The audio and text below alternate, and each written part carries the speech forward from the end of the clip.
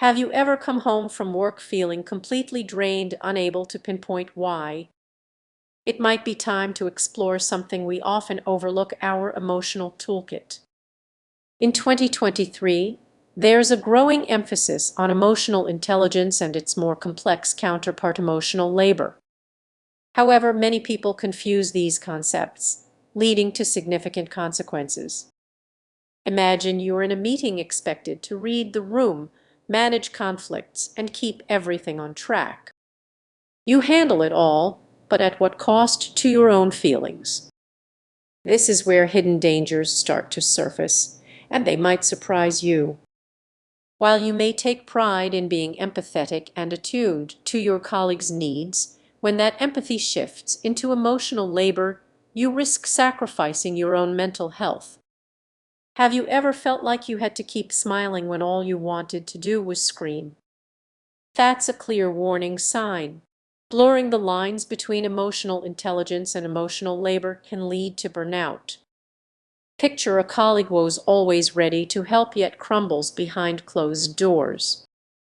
Their emotional toolkit: overloaded and misunderstood. The very traits that make you a great team player could also be your downfall.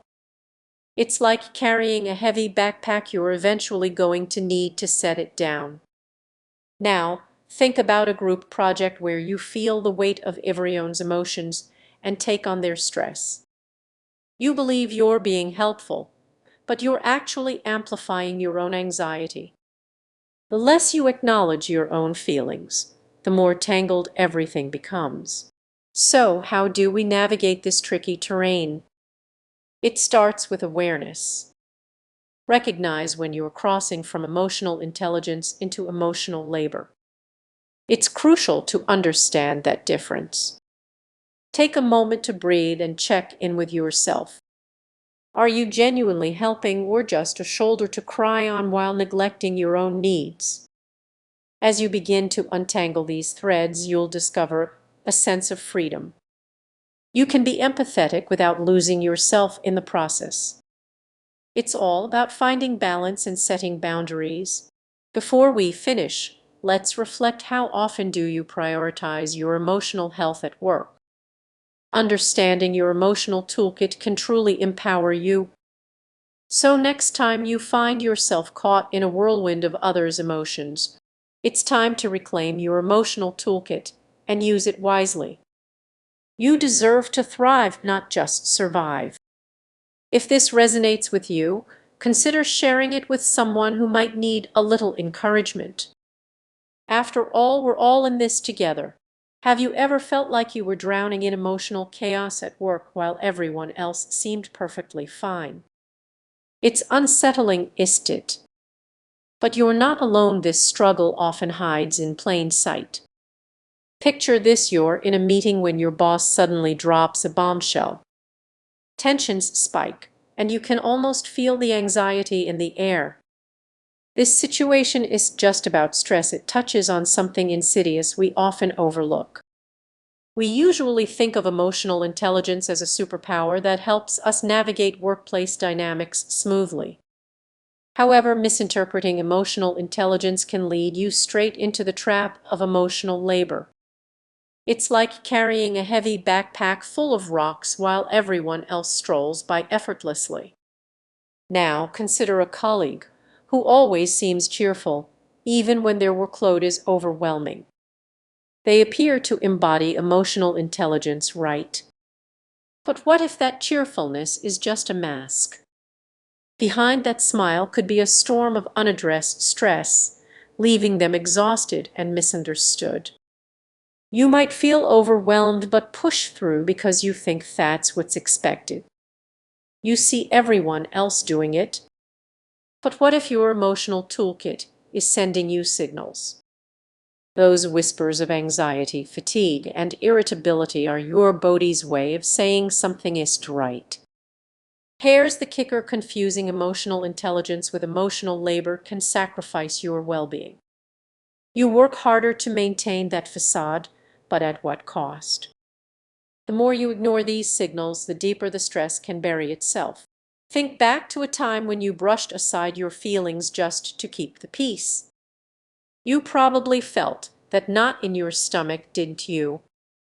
When you got home, all that bottled up emotion rushed out. This is where the real danger lies. Emotional intelligence becomes an exhausting performance rather than an authentic expression. As tension builds, the consequences can spiral out of control. You might find yourself snapping at colleagues or shutting down during meetings. Your emotional toolkit is overloaded, and when it finally breaks, it's not pretty. So, what can you do? Start by acknowledging those feelings. It's not a sign of weakness, it's simply part of being human. Won't it feel freeing to talk about how you really feel? Opening the door to meaningful conversations can shift the entire atmosphere. As you navigate your workspace, remember this: recognizing the signals from your emotional toolkit is the first step in reclaiming your peace. Don't let the hidden pitfalls of misinterpreting emotional intelligence pull you under. So, how will you use your emotional toolkit today? Take a moment to reflect on that. Consider speaking your truth, even if it's just to yourself. Taking that first step could change everything. Have you ever felt overwhelmed by someone else's emotions at work? You are not alone. Many people are quietly grappling with something much deeper. Imagine walking into a meeting and instantly sensing the tension in the air. A colleague is upset, and suddenly you find yourself stepping into a role you never intended to take on. This is where the real issue begins. It's not just about having emotional intelligence, it's about recognizing the hidden dangers of confusing that intelligence with emotional labor. Most people don't realize there's a fine line between understanding someone's feelings and carrying the weight of those feelings. You might think you're being helpful, but this misunderstanding can lead to burnout. The very traits that make you empathetic can quickly become a heavy burden. Picture being the go-to person in your office for emotional support.